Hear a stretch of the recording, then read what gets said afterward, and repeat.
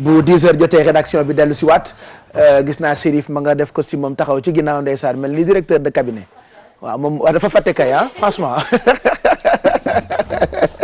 non TFM moo dàq suba la tabaski rédaction ba dañuy defante rek nee na ko fàtte rek Chérif mooy chef de cabinet bu tonton mag n'est-ce pas 8h12 ñu ngi leen di nuyu encore di leen gërëm ci ànd bi ak télévision Futur Média si vous nous rejoignez nous sommes ensemble en direct depuis 6h45 pour li nga xam ne ni moo di yeewu leen alors dañuy dem nag Louga comme bis bu jot bu ñu xibaaree ba noppi dañuy dem fekki suñu ay correspondant tey nag fi ñu jëm di Louga dañu fay fekk ki ñu jéem a woo démb te jotuñu ko il était en ligne mais toog moo nekkul woon en ligne est-ce que Thierno Fall il est en ligne ak toog Louga nag bu ñu mënee xool carte bi d'abord aussi daf ci baax comme ça ñu nuyoog waa Louga di dëkk boo xamee ni bëri nañu fa ay soppe yéen waa Louga ñu ngi leen di ñaanal bëccëg bu neex yeewu ngeen ca fajar ba yeete ci yeewu leen bi Thierno Fall ñu ngi lay nuyu. Pape Cheikh fay naa la. waay déggal lii yow de ñu ngi lay dégg bu baax ndax foogoon naa ne du ñu la dégg sax ça va Thierno. mais Pape Cheikh dama lay laaj démb yéen tam ngeen woo. Modou Fall xam naa entre nous sa téléphone sonewul démb ci heure bi. non démb xam naa erreur la quoi parce que après lañ may soog a jot. c'est vrai apparemment dafa am keneen ku ngeen woo. effectivement dañoo jaawale 2 beeg 4. voilà c'est ça voilà dañoo juum quoi ci bouton bi mais yaa ngi ci jàmm. heureusement ba jot nañ la tey lu ñu mën a jàpp tey ci ay xibaar foofu ca Louga dëkku Aminta. waaw Pape Cheikh xam naa benn ponk rek la ñuy waxtaane tey muy wàllu caada maanaam culture. ci 14e édition au festival international de folklore et de percussion de Louga. donc nga xam ne at mu jot dañ koy fi amal di dundal caada ak cosaan mu toll ci fukki at ak ñeent yoo xam ne ci ñu ngi ko fi amal loolu nag mu ngi war a door le 28 décembre. lay commencé fii ci diwaanu Louga jàpp 1er janvier. ci festival boobu nag dëkk yu bëri dinañ ci teew yoo xam ne ci dañuy bàyyi ko ci Afrique fu ci mel ne Burkina Faso Congo Mali Mauritanie waaye itam ak yeneen dëkk yi nga xam ne ñu nekk fii ci Sénégal mu di Kaolack Thiès Dakar ak Ziguinchor. ñoom ñëpp danañ teew fii ci diwaanu Louga ku ne indi li nga xamee ni fii rek moom nga yelloo ci wàllu aada.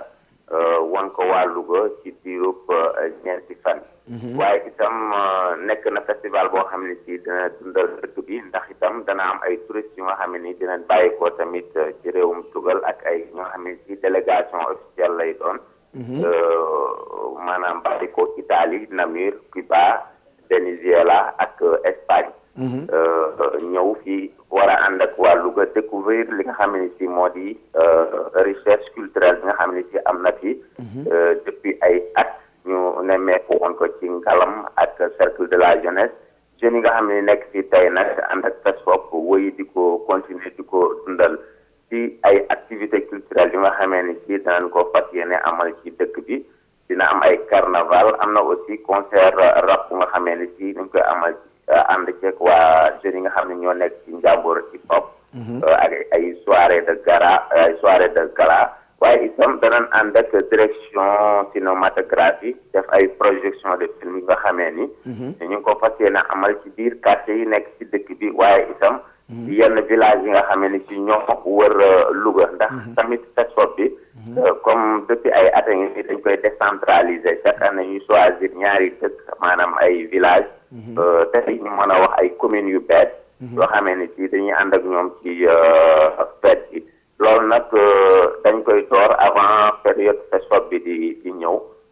ci noonu sax lañ koy doore tey ci commune bu bees di Sakal nga xam ni foofu ñoom la ñuy jël si Sakal foofu la ñuy Sakal foofu la ñuy def tey activité maanaam décentralisation FESFOP bi foofu lañ koy tàmbalee tey jii ci tàmbali nañ ko sax démb waaye tey lañ koy eggale festival bi nag cérémonie d'ouverture bi ñu ngi koy amal ci njiital ministre de la culture. dina am tamit benn foire boo xam ni moom moo koy accompagner. foire économique régional bu nga xamee ni moom tamit dina permettre ñi nga xam ni ci ñooy yëngu ci wàllu artisanat ñoom tamit ñu mën a wane seen ay manin ci foire boobu nga xamee ni ci dina permettre gan yi nga xam ni ñooy ñëw ñu won leen li nga xam ne ci wàllu art ci wàllu. kon Louga dina neex période bi ah. voilà mu ngoog Pape Cheikh te at mu nekk sax noonu lay demee. ah ben c'est cool. voilà. Louga moom dëkku artiste la moom. voilà te dëkku aada ak cosaan. dëkku aada ak cosaan la loolu bari na fi. effectivement donc voilà ñuy tëjee rek ci thème bi nga xam ne moom la ñuy tànn mooy diversité coopération développement durable loolu boo ko tëggee ci olof mooy maanaam culture yu bari yuy daje. ci coopération maanaam jokkoo ak itam suqeeku boo nga xam suqaleeku bu nga xamee ni si daal maanaam day sax day yàgg. Pape Cheikh xam naa ni.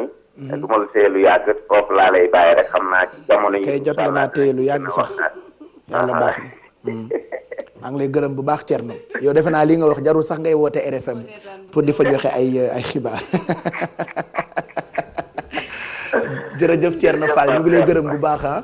nga nuyu ñu Louga gépp tey toute la journée mën nañ la déglu ci rajo Futur Média wala sax nga joxe ay xibaar ci suñu portail bi www.gfm.sn bu weesoo loolu dañuy jàll ci Jóg Job alors Jóg Job nag yéen la ñu ko jagleel yéen ñi nga xam ne yéen a ngi wut liggéey tey ak Kia ñu fas yéene jàllale CV wu ñaar Aminata Ngom Ndiaye ak Marie Badji. Oui Pape Cheikh donc Marie Badji la ñuy démarrer qui a eu donc son diplôme en 2014 c'est un master 1 professionnel en sciences de gestion option banque et institut financier avec la mention assez bien donc c'est à la FASEC que Marie Badji a eu donc son master 1 pour ses expériences professionnelles de septembre à novembre 2013 elle a travaillé à Seine-Auditon centre d'appareillage auditif pour le poste occupé. Elle a été assistante de direction. Et par rapport aux tâches effectuées, elle a fait de l'accueil et orientation des patients malentendants, rangement des dossiers. Elle a fait des prises de rendez-vous par téléphone avec des patients malentendants. Elle a fait de l'assistance de l'audioprothésiste. Elle a aussi fait de l'audiométrie des patients malentendants. Du 6 mai au 31 juillet 2013, elle a travaillé à Sarmatis, Société africaine de représentation de matériel agricole et de techniques d'irrigation. Donc pour le poste occupé, elle a été stagiaire conseillère commerciale. Les tâches effectuées, relations avec les clients, traitement des appels téléphoniques et négociation de marché, traitement des appels d'offres, suivi des dossiers d'appels d'offres. Pour contacter Marie Badji, sera par mail à mariebadji90@gmail.com. Nous poursuivons avec le CV de Aminata Ngom Ndiaye. Aminata Ngom Ndiaye qui a eu donc en 2013 sa licence 3 professionnelle en économie de gestion option transport et logistique donc à l'université du littoral Côte d'Opale en France. Pour ses expériences professionnelles, octobre à décembre 2013, elle a travaillé au groupe Diprom à Darou Khoudoss Logistique. Pour les missions effectuées, donc, elle a fait de la commande, l'approvisionnement en pièces détachées, suivi paiement et enfin facturation. De octobre à octobre 2012, elle a travaillé à Transfret SA, donc pour les missions effectuées, service transit, département logistique, service achat, distribution. Août 2010, elle a travaillé à la société Divoxal SARL en Suisse. Donc pour les missions, donc les tâches effectuées, elle a été correspondante de la société Divoxal au Sénégal, responsable du suivi des achats, de la livraison et de l'installation du matériel. Pour contacter Aminata Ngom Ndiaye, sera par mail toujours à aminatangom5 tout collé @gmail.com. Pape Cheikh, c'est ce que nous avons aujourd'hui comme CV. ñoom respecté nañu consigne ah seen adresse mail yi. correct na correct waaw. Aujourd'hui, je voulais juste parler, Pape Cheikh, rapidement de référence dans un CV. En général, dañ koy négliger. di nga gis koo xamante ne dafay déposer CV wam ci biir CV wam du ci def référence. maanaam bu déposer candidature am di nga xool en bas de la page dañuy def référence mooy fi nga jot a jaar nit ñi nga xamante ne en général boo ko defee ci sa CV recruteurs yi mën nañ leen woo. pour mën a am ay informations si yow. c'est-à-dire bonne foi weesuwul nga am foo jaar def les tâches que tu as effectuées et en bas nga def la personne boo xamante ne mën nañ ko contacter pour vérifier information. qu'est-ce que tu mets ci référence yi turam ak numéro de téléphone ou turu entreprise bi peut-être. da ngay def turu nit ki nom prénom ses coordonnées mën na nekk peut-être pas téléphonique mais peut-être coordonné par mail ou même téléphone mais toujours il faut demander son aval voilà donc da nga koy laaj autorisation pour au cas où suñ ko woowee mais ça veut pas dire que da nga koy préparer à la réponse bu mu nar a jox recruteur d'accord c'est-à-dire il faut juste dire que dans mon CV comme jaar naa fii en général day nekk nit koo xamante ne da nga travailler en collaboration directe ak moom du koo xamante ne genre mënul nekk sa DG par exemple mën na bañ a xam parce que di nga am directeur général du ngeen daje en général lu dul assemblée générale donc day nekk koo xamante ne man tey jii bu ma doon déposer par exemple feneen mun naa def référence Pape Cheikh Diallo du coup yàlla tere man buñ ma woowee dama naan leen bu leen ko jël waa nax la parce que day ñandu lii rek lay def buy liggéey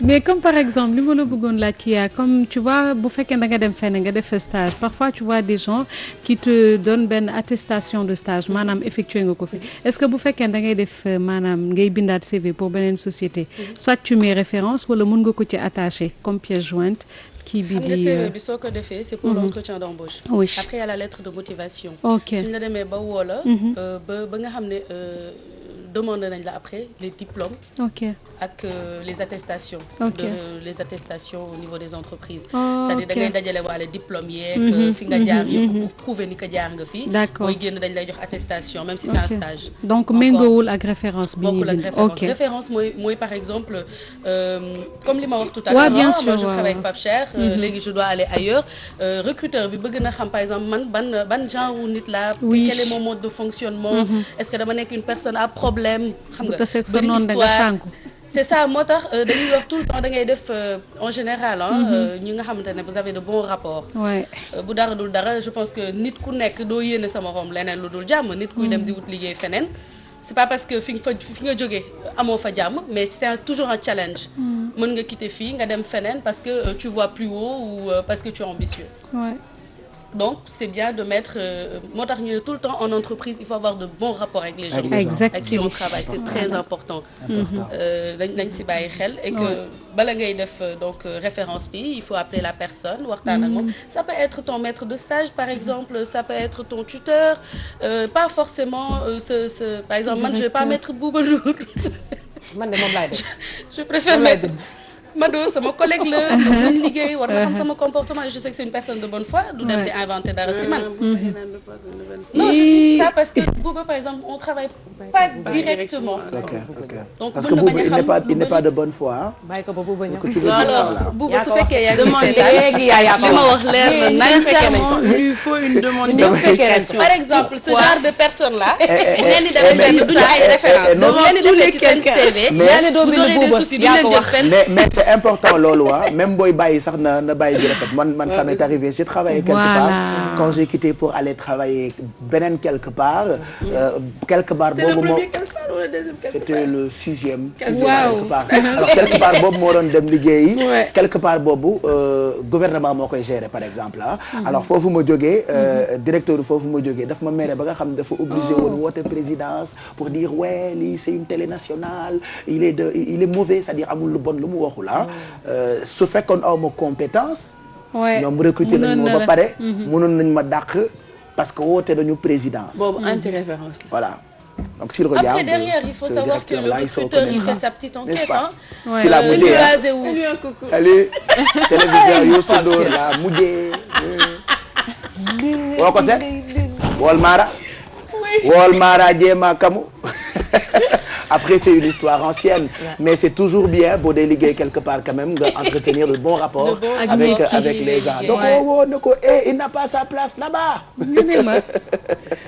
donc faites très attention après recruteur bi comme je dis tout à l'heure dina def enquête am c'est-à-dire c'est pas parce que nit dafa wax dara ci yow aussi parce que dara neexul nit dina am yenn saa ay compétences mais ki nga liggéeyal metti ba nga xamante ne mënoo fa toog du coup boo demee feneen même bu ñu woowee kooku yow sa bopp doo def kooku référence sa CV xam nga di kooku am na ñoo xam ne jarul nga leen def référence de ñoo lay topp kii c'est vrai après il y a une petite enquête en tout cas recruteur bi mooy koo xamante ne dafa juste son choix il est objectif il fait preuve de neutralité axiologique il ne prend pas part parce que son intérêt bu lay jël mooy l'intérêt de l'entreprise. Voilà donc très important jërëjëf Kia bu ca kanamee ñu waxtaanee déco mais li nga wax noonu am na solo boo dee liggéey fenn amal de très bons rapports bu ko defee boo demee di liggéey feneen boo defee référence yi bu ñu contacter ñooñu pour laajte leen ci yow mi wut liggéey ñu mën faa wax lu baax am na ci solo 8h ñaata. 20 et quelques 27 je pensais qu'il était 37 mais 27 mooy doog a jot on a encore le temps puisque dans quelques minutes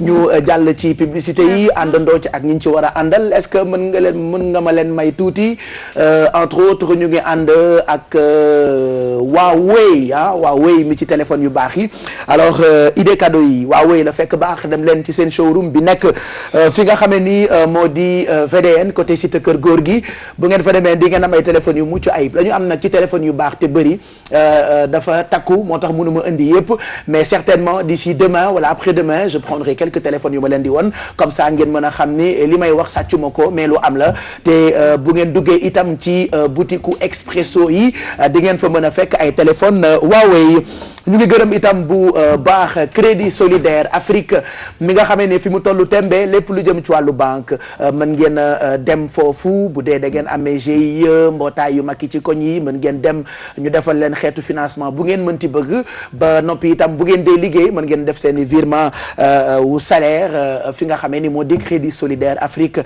ñu ngi gërëm itam lobu gaz maam jaara mi ñu àndal ndax ñoom itam kóolutee tax ñu àndandoo ak télévision Futurs Médias laa na doon wax sax mais Futurs Médias yenn saa yi nga wax ba jaawale TFM ak France 2 ça arrive ndax bëri wax gërëm itam bu baax ndoxu Pelessir xaw ma nan la ko Fatou Gueye waxee waaye au Pelessir vraiment ndox la mu xew lool gis ngeen ko noonu ñu ngi leen di gërëm xëy di ko guux rek y a rien de tel gërëm itam beurre Sofia mi ci vitamines yu bëri yi nga xam ne bu ca kanamee daañu àndandoo ak moom ci suñu crème brûlée juste après la pub Kiara nous propose parmi nous alors parmi nous am na ay jigéen yoo xam ne nii ku ci nekk am na foo bokk ñu def daje alors lan moo tax loolu elle nous parlera de ça juste après cette page de pub.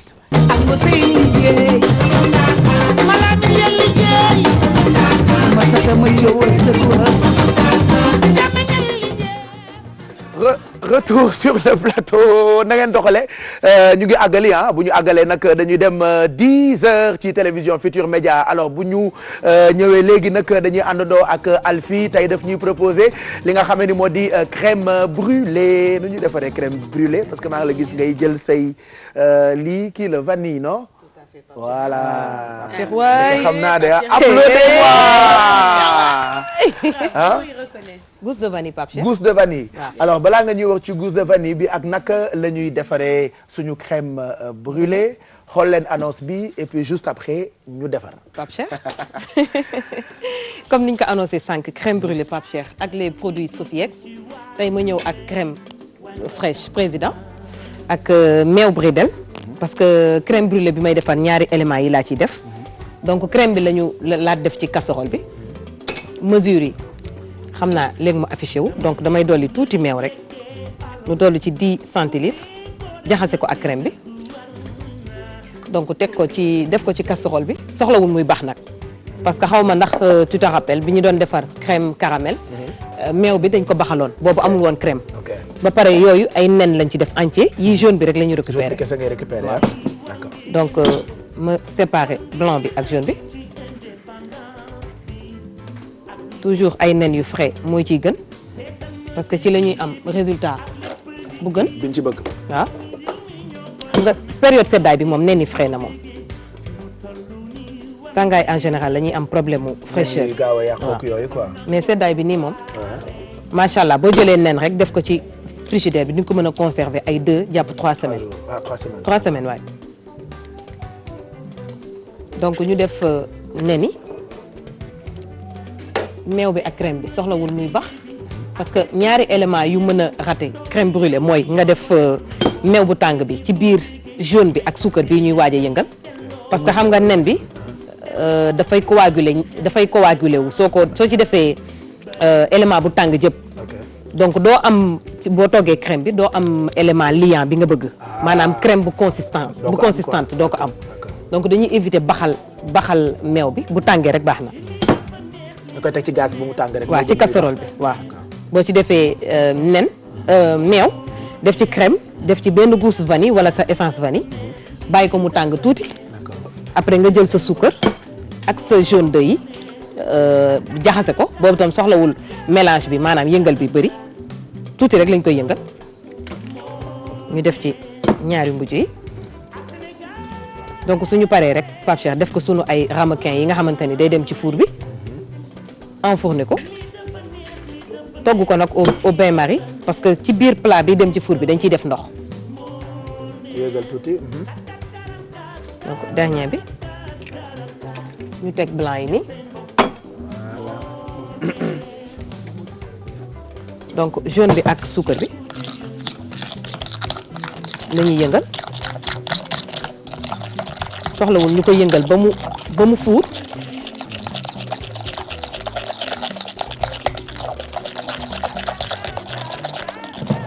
donc ñu jël sunu crème bi nga xamante ni dañ ko def ci casserole bi ak meew bi. def ci biir déjà. waaw tàng dafa ndugg. waaw dafa ndugg rek. waaw baxul au fait. ok. donc pour bañ a agresser jaune d'œuf yi pour suñ koy def sunu ay ramequin mu mën a jàpp bu baax. d'accord. donc sunu plat bi nga xamante ni dañ ko def moom la mooy dugg ci four bi moom la ñu jiital ndox bu xaw a tàng dafa xaw a tàng tuuti. ok. donc dañuy jël sunu louche genre ramequin yi fu ñu ko laajte rek am na fa mooy plat yi nga xam ne day dugg ci four te du toj. te du toj ah. waaw en verre la ramequin. ramequin d'accord. donc dañuy jël sunu mélange gis nga crème bi ni mu xawee dang par rapport ak crème bi ñu fi defaroon fan yële donc remplir sunu ay ramequin on va enfourner ça pendant 30 minutes Pape Cheikh su génnee ñu bàyyi ko mu sedd après dañuy jël sunu sucre de canne bii ñu am ni def ko ci kaw crème bi donc taal four bi mais position grill ci kaw mooy ci kaw kese mooy tàng donc enfourner waat crème yi ba suukar bi ci kaw brûlé mooy andi appellation crème brûlée donc ñaari étape d'accord damay njëkk a enfourner bu génnee ma enfourner waat ko. jeex na fii Afine dañu koy suivre en direct ngay togg ñuy wax. Alfie merci Pape Cheikh. ñu bàyyi la nga àggali bu ko defee ñu xam fan la ñu jëm ak yow ak tey suñu crème brûlée on va enchaîner ak parmi nous Kiara qui est parmi nous pour nous parler de ces femmes qui sont parmi nous groupe bu jigéen la daf ñu koy présenter ce sera juste après ce qui suit.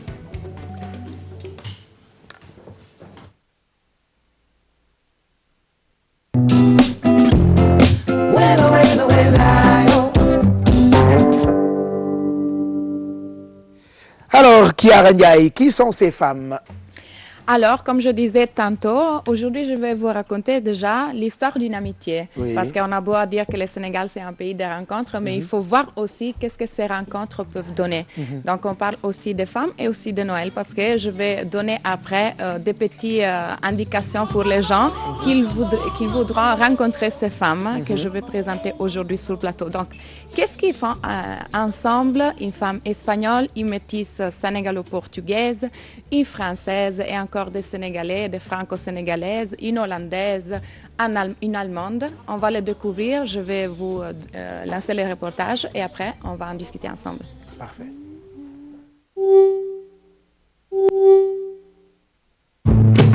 À mon avis, Ghana ne lâche pas. Les bonnes ne lâche pas. Les bonnes ne lâche pas. À mon avis, Ghana. Je suis métisse sénégalaise et portugaise. J'ai grandi au Sénégal et c'est mon pays. Les femmes au Sénégal, d'une manière générale, ont beaucoup évolué en très peu de temps. On voit aussi beaucoup de femmes étudier de plus en plus.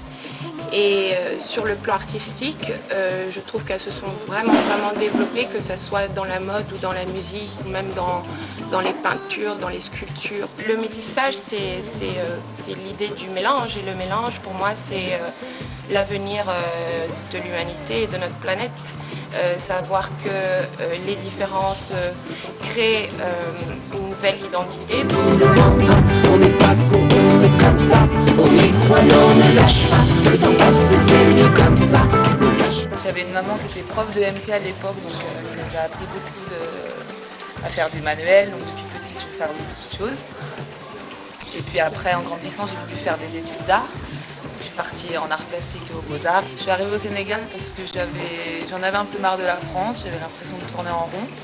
Je faisais déjà beaucoup de choses autour de l'Afrique et je n'étais jamais venue, donc je pense qu'il y avait un moment donné où il fallait que je vienne ici pour découvrir, savoir pourquoi. Je fais des bijoux, donc par exemple celles-ci sont des boucles d'oreilles, donc avec le visage qu'on voit en fait c'est mes peintures. Donc en fait, ton sujet principal, c'est le visage. Voilà, le sujet principal c'est le visage. Il y a une raison? Je ne saurais pas l'expliquer. C'est ce qui revient à chaque fois. J'ai beau essayer d'en sortir. S'il n'y a pas de visage, il manque quelque chose. Il faut toujours que je fasse un visage. On est un groupe de femmes en fait que on est très bonnes amies entre nous. Et puis voilà, il y a une d'eux qui habite en France, donc elle est venue en vacances et un peu pour travailler dans ce projet et tout. Donc on a décidé de faire un marché de Noël pour exposer entre toutes les filles ces créations et voilà, surtout faire quelque chose entre femmes. Pourquoi les femmes? Pourquoi les femmes? Déjà parce qu'on est très amis, notre groupe de femmes. Parce que les femmes, on est très créateurs, créatrices.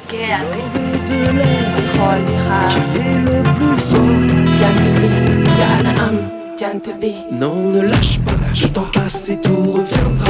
La vie prend et nous le rendra. Moi, je pense que c'est ce qui fait toute la force du Sénégal, c'est toutes ces personnes qui sont là, qui ne sont pas forcément sénégalais, donc qui font que culturellement, c'est comme je disais tout à l'heure, ça a beaucoup évolué, beaucoup grandi.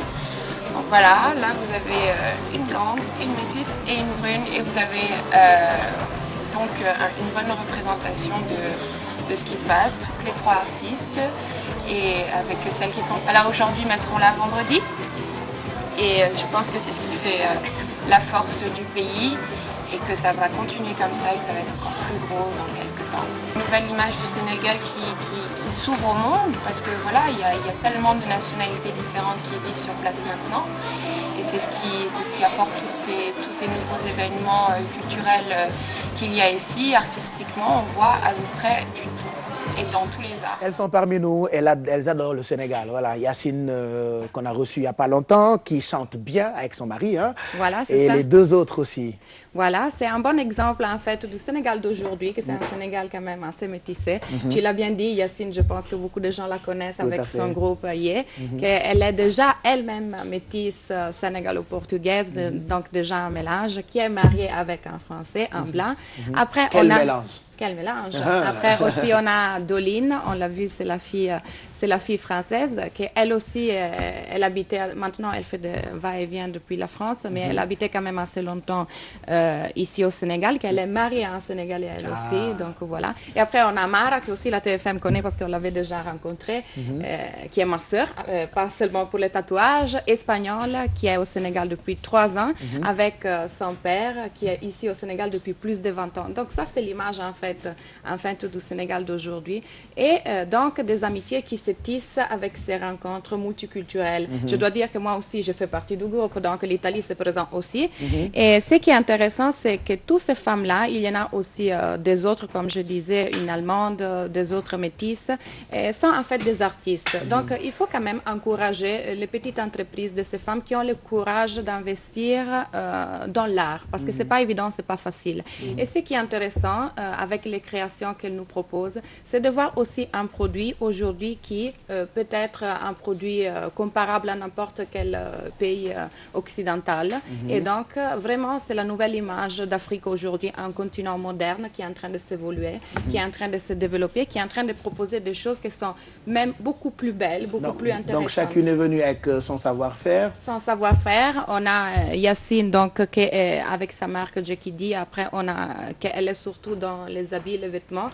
Moi, j'adore son style parce qu'elle a un style très excentrique et surtout unique parce qu'elle fait des pièces uniques. C'est ça que j'aime.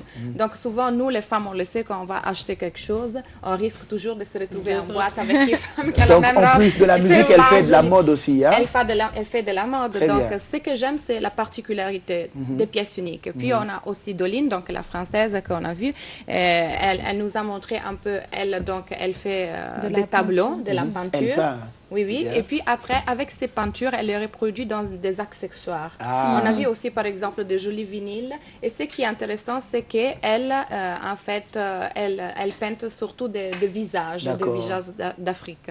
Et puis après, on a encore des autres filles, Sophie, qui s'occupe des mosaïques, donc elle fait de la mosaïque. Après, on a une autre fille qui s'appelle Malaïka, qui s'occupe surtout des cosmétiques bio. C'est très intéressant parce que c'est pas évident aussi de trouver de la cosmétique naturelle.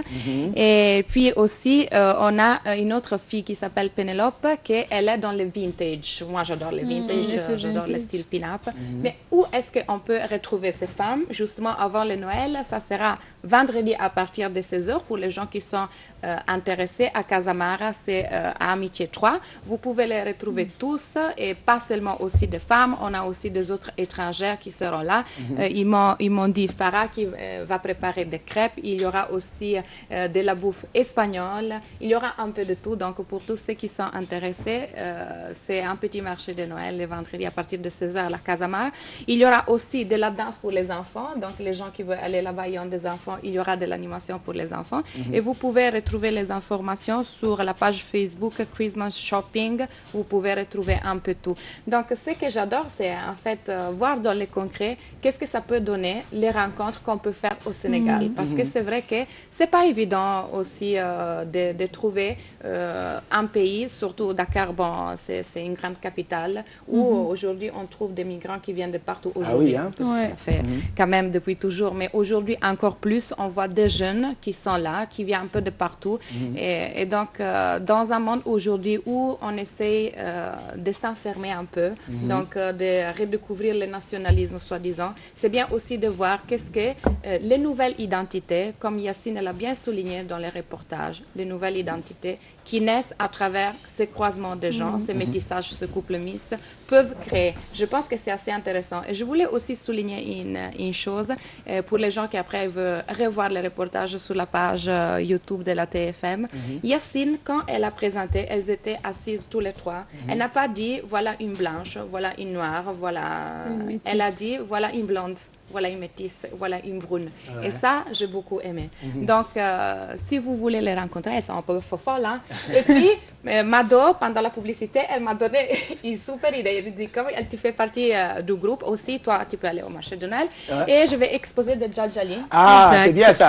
La nouvelle image du Sénégal. Qui a rendu à gueule avec ce Djadjali et les Tchouraïs. Donc, vous exposez vendredi? Oui, oui. Tu veux venir si tu veux. Je viendrai, Voilà, je viendrai. Vous parce venez, que les filles. les marchés de Noël sont très tendance dans beaucoup de pays. C'est à partir de 16h. Voilà. Et il y aura aussi beaucoup de bouffe. Hein. Ah, on viendra. Des crêpes, des tapas espagnoles. Voilà. Moi, malheureusement, je dois prendre des cours par Alfie parce que je ne suis pas une bonne cuisinière. Voilà, donc allez-y, vous trouverez de très bons produits avec ces femmes qui sont parmi nous. Merci Kiara. Merci à vous. Retrouvez ce reportage sur chaîne YouTube bu Télévision Futurs Médias. Sinon, on te retrouve à 16h. À 16h avec Ex. Avec Ex-Sidex. Qui m'a beaucoup manqué la semaine passée. Et la semaine prochaine, on se retrouvera encore avec parmi nous. Je vous donne une petite idée. On parle de quoi? Oui, on parlera encore d'un dup. Parce que je t'ai contacté par la presse. On parlera d'un dup parce qu'apparemment à Rufisque, il y a eu un événement exceptionnel que depuis des centaines d'années, ça n'arrivait pas. Voilà, merci beaucoup Kiara. À tout à l'heure, 16h. Maintenant, en dehors de loolu ñu waxtaane jëm ci jigéen yooyu nga xamante ni fii la ñu nekk parmi nous am na koo xamee ni dafa génie laa ko tuddee xale la bu ñu ñëw seet si tey alors dafa créer benn téléphone. Alors, nan la créé téléphone bi, je vais le rejoindre tout de suite comme ça, vous présentez-nous son téléphone. Est-ce que c'est un téléphone du futur? Je sais pas. Numbada? Ouais, jamtu. Namasoude. C'est alhamdulillah. Ouais, ça va là. Nana. Ouais, jamtu. Juste rappeler que ça va mbokk la. D'abord, j'ai très envie que ngeen découvrir li mu créé. Je sais pas qui peut venir ici ou qui peut me montrer ça. Lii nga xamante ni defar na ko, c'est un téléphone. C'est un téléphone. C'est un téléphone en bois. waaw en bois. Téléphone bant nga defar. waaw waaye xale yi ñoo taxee. Téléphone bant bi noo ko defaree. Excuse-moi, maa ngi débranché ce fil. Non, débranché. Débranché voilà. On dirait que récupération le papier. Ouais, je pense. Ici, il y aura un qui ce qui décroche pour communiquer, pour parler. Ça, c'est en bande. C'est Bluetooth qui relie entre ça et ça. Le Bluetooth là et là. Bluetooth là et là. Tu fais comme ça. Oui. Tu appuies ce petit bouton là. Le Bluetooth, il s'active ici. Tu l'actives sur le téléphone ici. Tu l'actives ici. Maintenant, pour éteindre le téléphone, ça c'est avec clé. Ah, il y a une clé. Et il y a une clé ici, wow, pour éteindre le téléphone. D'accord. Et quand tu allumes, ça? Quand tu éteins, tu fais comme ça. D'accord. Et quand tu allumes ça? Quand tu allumes ça, tu fais comme ça. D'accord. Actuellement, c'est allumé. Là, je vois l'écran. Je ne sais pas comment faire pour vous montrer ça. Oui, au fait, ça se voit, mais par contre, descends ton sac et tu retournes le téléphone. Montrer, parce qu'il y a un écran, c'est dommage qu'on ne voit pas bien. Regarde, ça se voit, Pape Cheikh, c'est à l'antenne. Tu retournes le téléphone, face la cam et tu descends le sac. Benen côté bi batay, waaw. Comment tu as fait pour créer ça? Voilà. En fait, comment tu as fait pour créer ça? C'est mon ami là, depuis il était petit, il créait des petites choses, quoi, des voitures qui roulaient. Il avait même créé un téléphone en Guinée. Oui. Il a envoyé ça à la télé, mais ils n'ont pas écouté. Ça, c'est un petit téléphone comme ça. D'accord. Ça, c'est pas grand comme ça, quoi. D'accord. Et qu'est-ce que vous avez utilisé comme matériel, comme accessoire pour créer ce téléphone? Il a pris des tournevis, il a payé des tournevis. Il y a des fils qui sont dedans. Et puis, il a créé son batterie. Les batteries, c'est les 2 batteries là. Il y a un pour les lumières. Ça, c'est pour les lumières. Ça, c'est pour les lumières. Maintenant, l'autre batterie, c'est pour le téléphone même. C'est pour cette image-là. Donc, c'est de la récupération. Tu as pris des batteries de téléphone, un téléphone bouillakou, gel bant, defchi, pour créer ce téléphone. Pour créer ce téléphone. Et de faire passer appel. On peut passer un appel. On peut passer. On peut passer. Tout de suite. On essaie. Alors, de faire la batterie. Waouh. Mais comment tu as fait pour savoir que si tu relis ces fils-là à ça, tu passes un appel et ça y va? Tu as décomposé un téléphone pour... Non, il n'a pas de... Comment vous avez fait pour savoir? Pour savoir? Oui. Lui-même, il avait créé un téléphone en Guinée. Alors, ce que je ne comprends pas, qui a créé le téléphone? C'est mon ami là. Donc, tu l'as laissé là-bas, toi tu es venu parler pour lui. Tu ne sais pas la star. Tu nous connais? Pourquoi il n'est pas venu? Non, moi ça va bien. Dafa timide. Yow kii. Ay ñoo ko bokk. daa sif teraanga yow fii. yow kii jël na teraanga ji dindi micro bi ma takkal ko. dama tuddee. àdduna du nii. boo jëkk yow kii dafa yëfam. indi. Associé c'est pas c'est association. Tu l'as appelé, tu as porté le micro. Associé. C'est comment? Bi sif. Associé. C'est associé. Et ils sont partenaires ñoom ñaara voilà. Am ma takkal le micro bi comme ça yow nga wax. Après tu vas nous expliquer comment tu as fait pour créer ce téléphone. Après il a dit il a pris bande, il a pris batterie, il a pris écran. Voilà, donne. Voilà. Ma takkal la comme ça. Tu nous expliques comment tu as fait pour créer ce téléphone. Voilà. Comme ça. Allez, parle-nous de ce téléphone. Allez, explique-nous. Voilà. Gis nga borom mbaa ma xam naa. Voilà.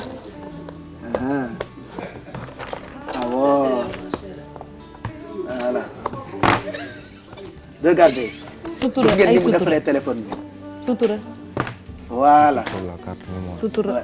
La carte mémoire. Et dans le sac. Ak carte mémoire. Il y a une carte mémoire et tout. Waaw. Kii nag moo ko jubul de. Moom dina jël sa projet bi yóbbu na ko moo ko defante. Takk na ay weeram ñëw toog. Mais c'est le partenaire. Mooy tu ko de. C'est mon cousin. C'est un cousin kay. Waaw. Il y a que les cousins qui peuvent faire ça et c'est magnifique. Lii tam Ça c'est le chargeur. Ça c'est le chargeur. Waaw. D'accord. Tu le branches par là. OK. Ah ouais. Tu branches celle-là ici. Tu mets ça sur le prise. Le courant. Waaw. Tu prises. Waaw. OK, ak lan? Truc.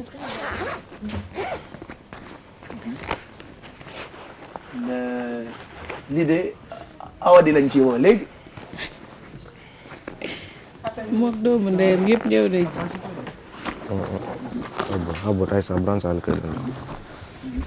lan ngay seet noonu. Je cherche la carte mémoire. Ok. C'est pas là-dedans. C'est pas là qu'on le met. Moi, je ne sais pas où je l'ai mis. Mais comment tu as fait pour créer ça? Explique-nous en même temps. Non def ba defar ko. Waaw. dégg nga wolof. ma déggul wolof. déggul wolof d'accord. Comment tu expliques nous waaw. Je peux parler un peu là. waaw mu déggoo français. Ah waaw un peu. anani français. Làkk Pulaar. Haalde Pulaar seede. léegi est-ce que mën nga ñu defaral test ñu woote. On appelle avec le téléphone. On peut composer un numéro là tout de suite. Waaw. D'accord. Allez, compose un numéro. Je vais te donner un numéro de téléphone. Waaw. Tu vas nous montrer comment on fait pour appeler avec ce téléphone. Voilà. Tu branches des fils. Voilà. C'est un téléphone en bois, faut le rappeler. ñoom dañu am ay idée de génie du moom rek ah bëri na ay boy yu nekk Sénégal yuy defar ay affaires yu extraordinaire boo ko gisee tu te demandes naka la ñu def ba créer lii donc batterie bi gis nga daf ko dugal fii rek après mu tàkk alors là c'est marqué mémoire haut-parleur ça c'est de la récupération aussi ay haut-parleur nga jël ci baaful xanaa dugal ko fii d'accord et lii ça sert à quoi? Ça c'est le régulateur là où tu dois mettre les puces. Ah, puce bi. Waaw. leen fi mu def puce bi. C'est deux puces. Ah, c'est deux puces. Waaw.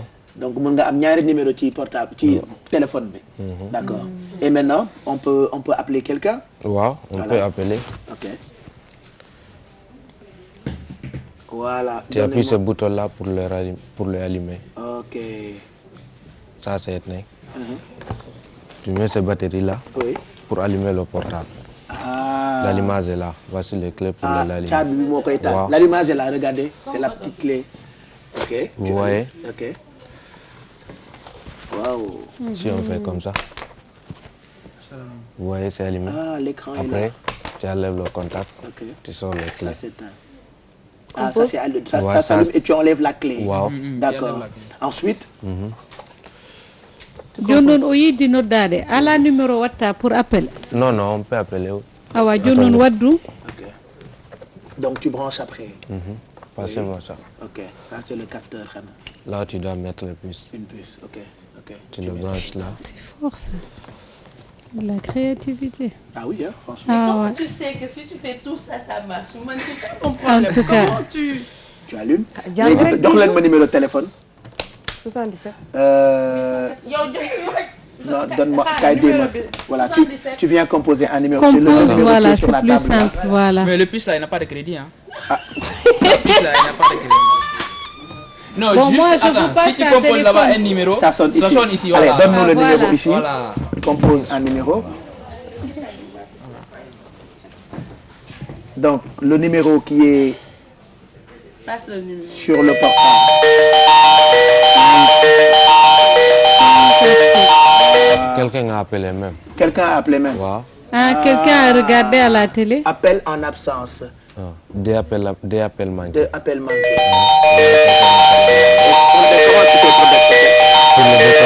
Pour le connecter, il faut qu'il raccroche d'abord pour que je puisse le connecter. Si je l'ai connecté, si tu l'as connecté, après tu vas parler avec lui. Raccroche. Ok. S'il raccroche, tu allumes celle-là pour connecter ici. Le Bluetooth. Ouais. Wow. D'accord. Vous voyez? Vous voyez, c'est allumé. D'accord. Tu le connectes par là. C'est extraordinaire. C'est Attends. Voilà. OK, après tu le Celle-là, connectes. maintenant, c'est connecté. D'accord. Vous pouvez appeler. OK. Tout ça, compose là-bas. Ah, je compose là-bas. Allez, le numéro c'est Kiwal, dindi sa code. Voilà. 77 460 460 15 15 77. 77. Voilà. Vous voyez, ça sonne. Voilà. Et ça sonne en plus.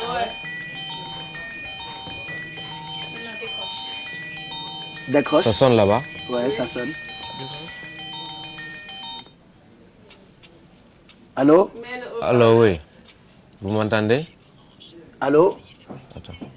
Wow. Attendez. Il y a d'autres personnes qui m'appellent. Voilà, dafa nekk en communication. Voilà. Ok, vous pouvez appeler même. Arrêtez da bu leen ko woo.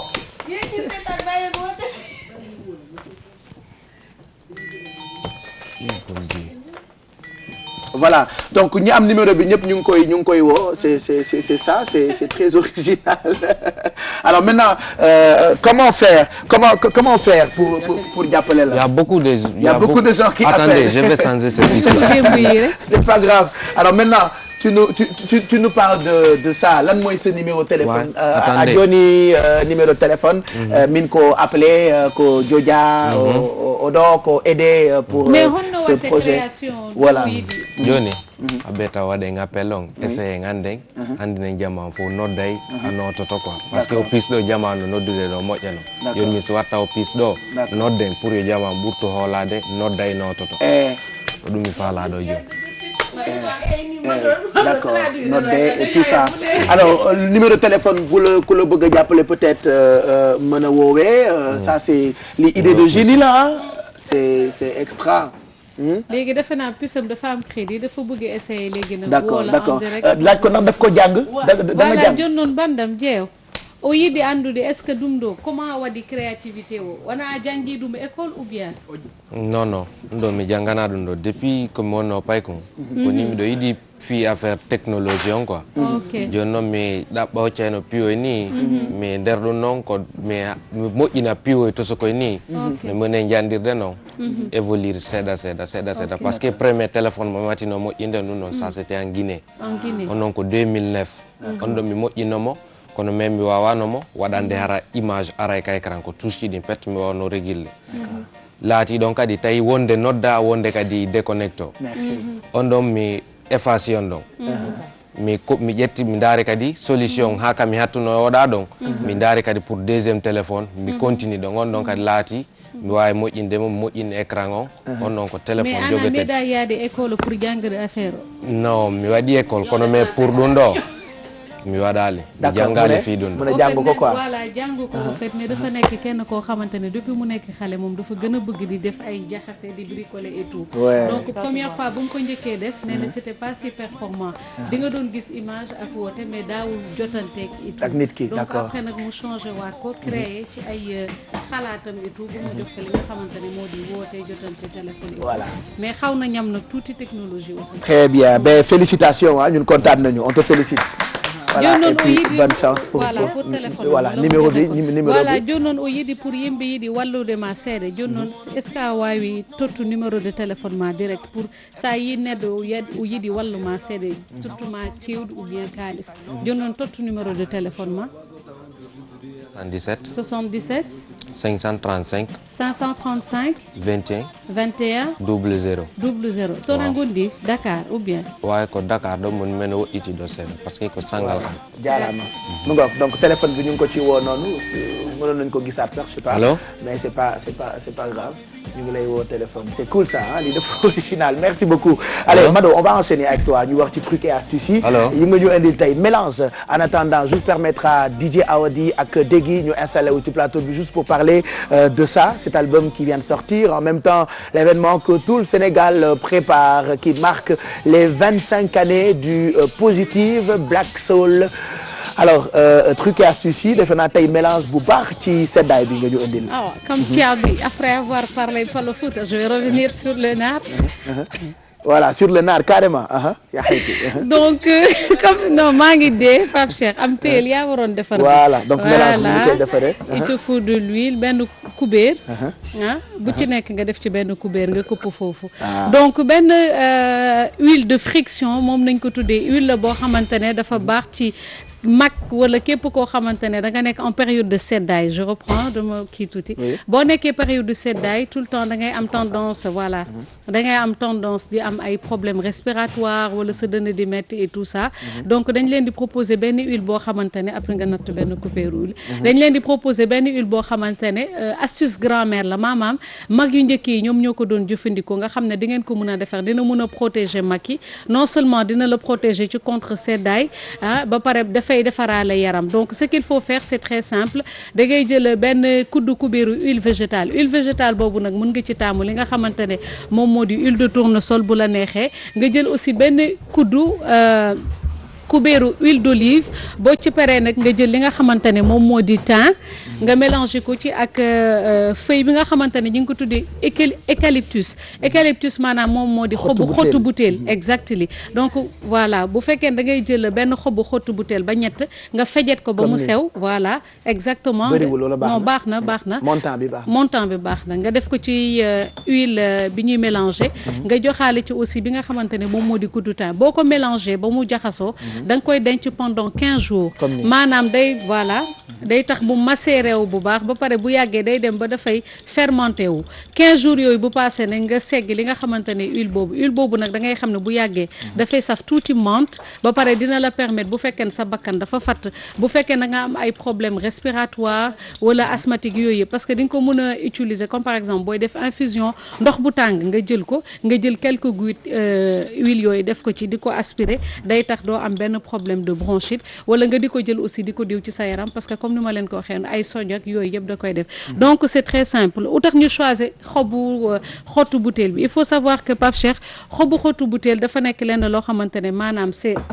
antiseptique ba pare dafa baax ci ay voies respiratoires maanaam lépp loo xamante ne moom moo di bakkan dañu koy def tisane sax voilà dañ koy def boole ko ak kenkeliba bi exactement c'est très bien parce que daf lay permettre nga dégager bu baax tu respires bien ba pare dafa fort moo tax ma lay naan day saf côté menthe boobu c'est astringent comme on dit en français et ça a beaucoup d'effets dafa baax ci nit alors pourquoi le thym boobu aussi traditionnellement tamit nit yi dañ ko doon utiliser pour des traitements de troubles respiratoires dañu demoon ba def ci sax ay gëstu yoo xamante ne dafa mag ba benn docteur bu mag boo xamante ne il s'appelait Henri Joyeux moom daf ko jàppoon ba daf ci dem ba bind benn livre sax sur le thym tellement que bienfait yu muy jox dafa am ay sirop yoo xamante ne sax pour sëqat dem nañ sax ba dañ koy defaree par thym donc ñun na comme egguñu ci xam-xam boobu dañu jël li nga xamante ne daal moom moo di benn kuddu wala ñaari kuddu yu mag boo xamante ne huile d'olive lay doon nga jëlaat ñaari kuddu yu mag yoo xamante ne huile végétale bu la neexee tournesol bu mu munti doon nga mélanger ko nga def ci benn xobu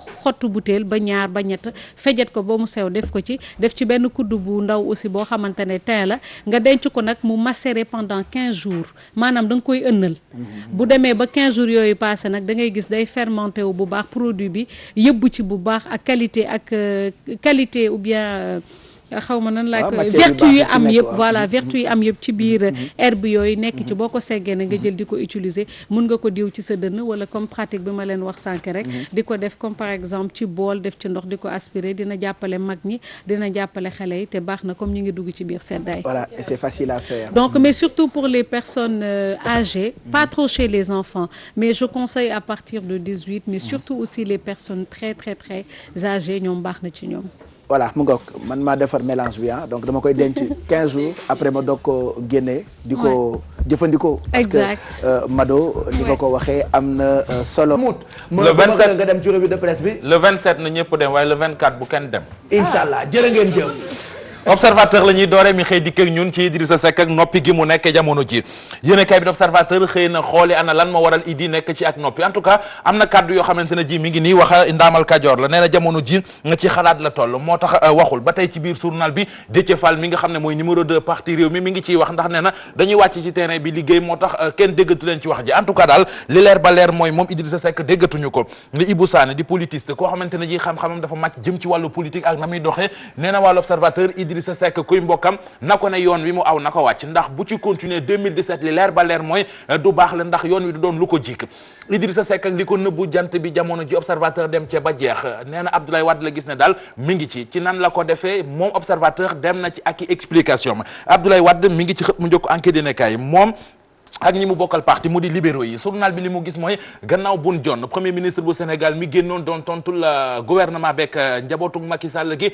waa parti démocratique Sénégal ak seeni farandol tontu nañu ko nee nañu Mohamed Boun Abdallah Dionne li mu wax du dëgg wax la joo xam ne tegu ko fenn bañ na ko sax ba li mu génne ni ay décret ay faux décret la yoo xamante ne ji moom moo ko indil boppam mais loolee tegul fenn ba tey ci biir enquête ña nga cey jàng ne waa Front Patriotique dañu bëgg kon porter plainte nguurug Sénégal en tout cas daal yëf yi danañ ci dem ba jeex mbirum ArcelorMittal ak mbirum Petrotim dina leer grand place nañu am na loo xamante ne ji sax kii di Mohamed Boun Abdallah Dionne ba muy janoo ak taskatu xabaar yi leeralu ko mu di lan décret boo xam ne njiitu réew mi Macky Sall moo ko signé 23 août 2013 ci la ñu ko jël ca palais de la République loolee sax moo indi durée contrat Petrotim ak état bu Sénégal ci 1 an loolee yéenekaay bi moo ñu ko xamal ñu ne premier ministre bu Sénégal Mohamed Boun Abdallah Dionne daf ko fàtte googee nag moo jaaxal ñu bari réew mi quotidien nañu wax ji gudd gàtt moo di cadre libéraux yi li ñu bëgg mooy Mohamed Boun Abdallah Dionne gannaaw bu mu génnee di expliquer di leeral te li mu doon wax ci ni ko cadre libéraux yi waxee mooy dara ci leerul li ñu bëgg moo di Mohamed Boun Abdallah Dionne tekki ndombal tànkam ñu seeti leneen ñu dem feneen Pape mu di yéenekaay bi nga xamante ne ji moo di le quotidien dikk ak ñun ci OFNAC ak it li nga xamante ne ji njiit la Nafi Ngom wax na ko déclaration patrimoine bi ñu doon wax di ko sàkku ci ñenn ñi boobu ba léegi ba ñu ko waxee gars yi mottaleetuñ ko waxtaan ci gàttal daal dafa mel ne gars yi sawaruñu ci yéenekaay bii di quotidien xëy nañu xamal ne Nafi Ngom dem na sax bay saraxu ministre yi ngir ñu ñëw def déclaration patrimoine Rewmi direct info nañu li indi loolu nag moo di muy directeur généraux yi di ñi nga xamante ne ji ñoo di ministres yi dañoo ragal waa OFNAC maanaam daf leen di tiitloo looloo tax kon ba fi mu nekk nii du kenn ci ñoom koo xamante ne ji nangu naa def déclaration patrimoine ñu dem ci la Sénégal xooli fa Sada Ndiaye ak i déclaration am lu doy waar la fa wax moom Sada Ndiaye wax na ci mbirum parti démocratique Sénégal Sada Ndiaye wax na ci mbirum Karim Wade Sada Ndiaye wax na ci présidentielle 2017 yi Sada Ndiaye wax na ci nguurug Macky Sall nee na 2017 PDS bu ñu bañee daanu nañu jël Karim Wade def ko candidat ndax mooy candidat bi gën moom mu ne mooy ki mujjee génn biir parti démocratique Sénégal Sada ak li mu wax waa Las nee na am na benn waay boo xam ne moom Sada Ndiaye xam na ko def nañu ko PCA Macky Sall moo ko def te waa ji munta lire munta bind fi mu ko teg rek mooy nee na nijaayam la wala doomu nijaayam en tout cas daal Sada nee na mbokk Macky Sall moo tax kon ñu def ko li ñu ko def réew mi ko dañuy xëy dikk ak ñun ci moom Macky Sall ni ko garde rapproché mi def yéen kaay bi nañu garde rapproché Macky Sall mi ngi gën di wàññeeku ndax ñu ci bari ay mission à l'étranger maanaam mission Nations Unies yeeg yooyu moo leen gën a yitteel ba tax na ku ko ci dégg doo xaar sax ñu wax la ko ñaari yoon da ngay dem ci wàllu làmb ak sunu lamb mi nga xam ne tey jii dafa xëy ci mbirum Taïchinga parce que ñaar yëpp foofu la benn mooy Jordan mi nekkoon ci écurie yu Taïchinga bu Eumeu Sène jóge na fa dem xam sa cosaan moom borom écurie bi mi ngi fii ci xët mu njëkk sunu lamb Gaston Mbengue ngi wax ak moom la mu ko wax mooy Eumeu Sène mu daana ci yam li leer mooy dana ma bëreel Pape li ci populaire lay jeexale mbir bu doy waar boo xamante ne ji journal bi nee nañu daal ma nga xewe kon ca diwaanu Kaolack benn policier la ñu fekk ci benn auberge mu dee ba néew bi commencé yàqu lan moo ko fa dugal lan la fa doon def en tout cas daal ci chambre ci auberge ba la ñu ko fekk mu faatu. waaw kay faatoo gën dee ndeysaan moom yow neexoo seetaan fajar franchement ay délit rek ngay wax Mahmoud waaw yàlla baax na. ñu ngi lay gërëm bu baax toute la journée mën nañ la déglu ci rajo bi on va finir 9h59 moo jot Alfie suñu crème brûlée pare na faut rappeler que ñi ñu koy bëgg a may bëri na mais tey awadi ak dégg rek la ñuy jox. ñoom rek la ñuy jox. voilà madame Sarr et puis ñu ngi jéggalu parce qu'on a sauté Bijou ak. c'est pas grave, Kia. ça valait le coup. Voilà, et moi ça fait longtemps que je suis pas franchement là. je suis désolé de vous avoir sauté oui, comme ça pour. non honneur à vous. de vous avoir man sama sauté kii comme ça mooy les pour hommes quand même parler de cette bien belle production qui vient de sortir, je rappelle, disponible partout. Les billets seront disponibles à partir de la semaine prochaine. dinañ leen jox ci Yeewu Leen point de vente yëpp muy fii buntu télévision Futur Média buntu RFM ak yeneen point de vente yi comme ça ngeen mën a am seen ay billets à temps. Alors comme d'habitude je vais faire comme les journalistes. Quel sera le mot de la fin? Le mot de la fin c'est voilà ñu ngi leen di invité ñëpp le Sénégal entier xam nga. Il faut que gars yi ñëw parce qu'on a envie de revivre ces moments forts avec eux. On va leur offrir un bon spectacle, un énorme spectacle. Ce sera de la magie sur scène. Ce sera beau, ce sera émouvant, ce sera positif. Inch'Allah, on veut voilà, que tout le monde vienne et qu'on fasse la fête. Et pour nous, c'est un challenge aussi. Parce que c'est vrai qu'il faut reconnaître que le hip-hop a un peu fait ça. Parce que pratiquement tous les groupes phares de l'époque se sont disloqués. On n'essaie pas de donner des leçons, mais on essaie juste de donner un exemple pour dire aux gars que la vie, elle est ainsi faite. Il y a des hauts, des bas. des beaux débats. Mais voilà quoi, il faut chaque fois avoir voilà quoi, de la hauteur et aller au-dessus de ça, voir comment régler les choses parce qu'aujourd'hui au Sénégal, on a besoin de groupes forts, autant au niveau de la musique, au niveau de tout ce qui fait avancer un pays, au niveau du travail.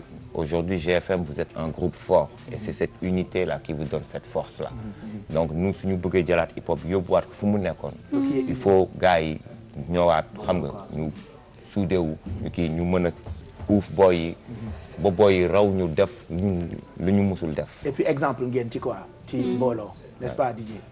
Oui, en tout cas, on essaie d'être vrai déjà et voilà, de dire aux gens, venez voir, parce que 25 ans, c'est 25 ans de victoire. Aujourd'hui, le hip-hop, au-delà de nous deux, c'est des victoires politiques. Les alternances, le hip-hop y a contribué, des victoires économiques, beaucoup sont de gros entrepreneurs prospères, c'est des victoires culturelles. Aujourd'hui, le paysage, regarde, les gens s'habillent hip-hop, pensent hip-hop, même des ministres de l'Union, des swag, des swag. Donc il y a une victoire culturelle de hip-hop, toute une génération. Si tu regardes la lutte, Tyson il est venu, génération Boule Falé, on croit en nous, et on le montre et on le démontre et on va plus haut. Donc c'est tout ça qu'on célèbre. Voilà. C'est 25 ans de victoire des cultures urbaines. Voilà, le 27. Donc rendez-vous est pris. Di ngeen am événement bi ak télévision Futur Média. Dégg daf ma yóbbante ne ma CD bi Youssou Ndour la ko jox mais dama la koy delloo nga dem joxal ko sa bopp. Voilà. yaa ma gën a gardel bi dina ko jox benn. Naa ko jox benn. Ma garde bi comme ça nga jox ko benn. Merci Mado. Demain matin on te retrouve pour bien-être. Exactement. Demain matin inchallah wa mais kat dafa xew boy kat si la c'est normal. Juste un clin d'œil à Aminata Ox de Difidis parce qu'elle dit qu'elle a une envie folle, oui, d'amener la télé avec elle jusqu'à son bureau. Donc clin d'œil à toi et merci, à demain. Mu ngoog alors demain matin bu soobee yàlla bis. Demain matin, bisous à Baduli. Voilà, merci Ndeye Rokhaya jeudi matin inchallah pour Jog Job. Merci Ndeye Alfi demain matin pour la cuisine. Nous souhaitons un bon anniversaire à tous les natifs de ce jour bokk na ci suñu père Nango Seck ak suñu benn yaay bu nekk Palma Ami Collé Fall ñu ngi koy souhaiter un bon anniversaire moom nag moo yaayu Maguette Diop ak ñi judd ñëpp tey ñu ngi leen di nuyu. Alors n'oubliez pas 300 000 la ñuy séddale enfin ku nekk di nga am 300 000 ndax 14 millions la ñuy séddale ak ñaari oto woote leen léegi 88 628 14 14 wala 88 628 65 65 wala ngeen envoyé FETE FETE ci 26 444. Le journal présenté par Léa Soukayna Ndiaye. Nous on revient demain dès 6h45. Merci à toute l'équipe de production dirigée par Tonton Mac. Merci Boubou Ndour pour la production de cette émission. Pape Samba Thiam, Khadija Dafé, all the equipes of the émission. Merci et ayez the good mood, n'est-ce pas? C'est ça. Cultivez la joie. Bonne journée.